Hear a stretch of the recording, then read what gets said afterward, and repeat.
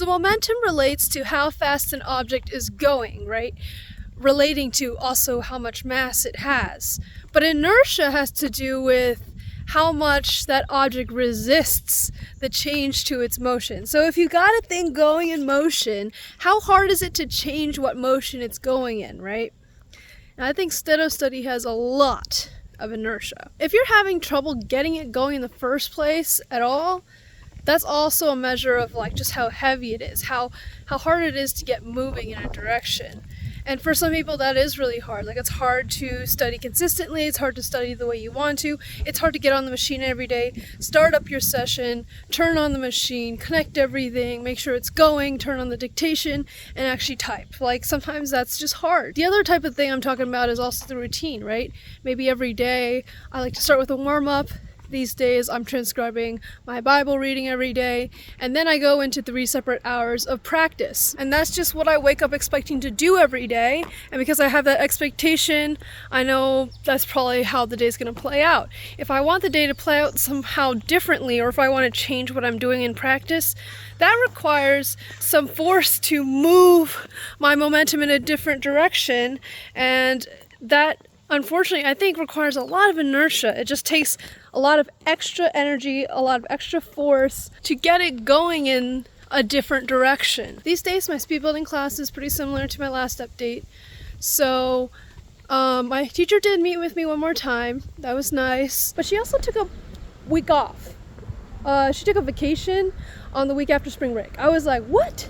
I don't think they would let that slide if a student took a whole week off, like on a week, not spring break. But okay, go off.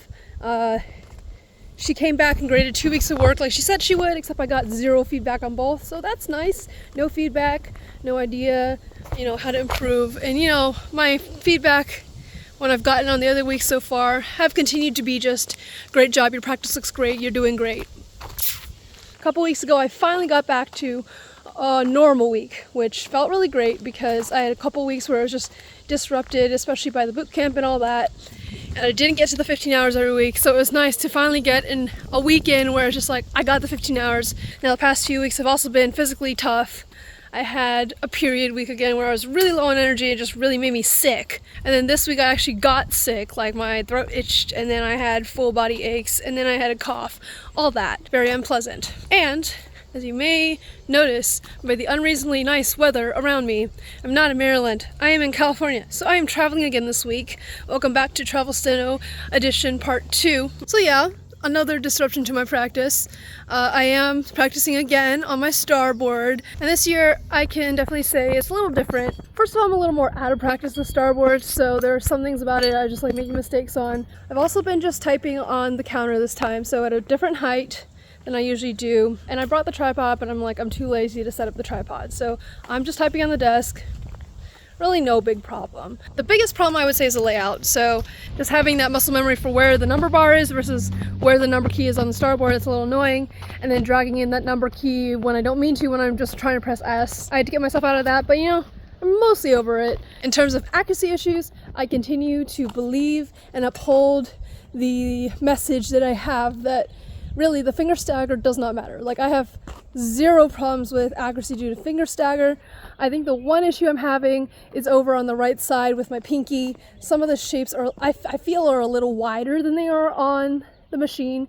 So like specifically like LZ feels just a little wider, and you have to search a little more to not hit the D as well. So due to those things, it just feels like I didn't have like the highest accuracy, the best chance at my test this week just because I'm not on my main board. But it's not like I'm at a point in my weeks where I'm going to be passing tests this week anyway, so it's not a huge deal. Where I am at in my weeks, so following the boot camp, I came home, and I think in my last update I told you guys I finally passed Lit 140.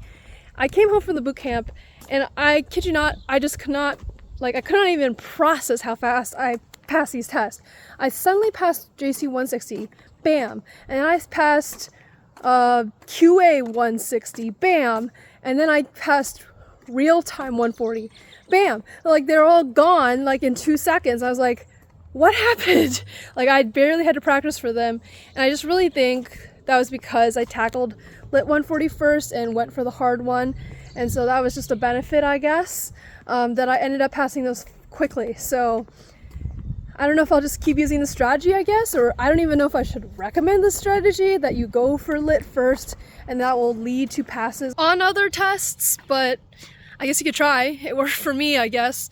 So right now, that means in my class, in Speedbuilding 180, all I have left to pass the class are 2 tests of QA at 180. We're currently near the end of week 12, and there's a total of 15 weeks in the class, and you get a couple extra chances on week 16 to finish trying tests. So I have maybe three and a half more weeks to finish those 2 tests. And every day I'm going between like, I'm gonna make it. I know I can. I believe in myself. And the other part is like, no, you're not. You're gonna run out of time. I don't know if you can finish this in time. You're kind of far away. So yeah, right now in my journey, I'm just like kind of at the part in 180 where I'm like struggling to adjust to the higher speed, like catch up, like come on. It's never an accuracy problem. It's never like I can't write the word problem. It's just like I can't hear the words fast enough kind of problem and get them down fast enough kind of problem. Just literally trying to go faster. Like I don't feel like I have an issue with certain things that I can drill, and I don't know if that's just an oversight on my part or lack of analysis to myself, but I'm just trying to haze myself into the higher speed. And so that's where I'm at right now with practice and why I don't really expect to pass any tests right now. Kind of like somewhere between 70 and 80% on 180 QA right now. So I'm really trying to, like, I have to get up there to 90, I have to get up there to 95 within the next few weeks. So now when I look at the rest of the year, my journey, so my goal, right, is I want to hit 225 by December. I want to start testing for RPR by the end of the year, hopefully. I just can't visualize it. That's just my goal. There's no visualization going on. But seeing that I may be able to pass this class in the next few weeks, it makes me think, what am I going to do for speed building going forward? And I just know there's just zero way I'm going to finish 225 in the summer, in a summer semester that's half the length, and it's got double the tests. Like, there's no way I'm going to finish in the summer. So I'm thinking, why would I sign up for summer? And I still believe in my program. I still want to finish this program at this college. I do want to get the degree from them. I'm committed to that, but thinking about like this speed building class and like, what am I paying for, right?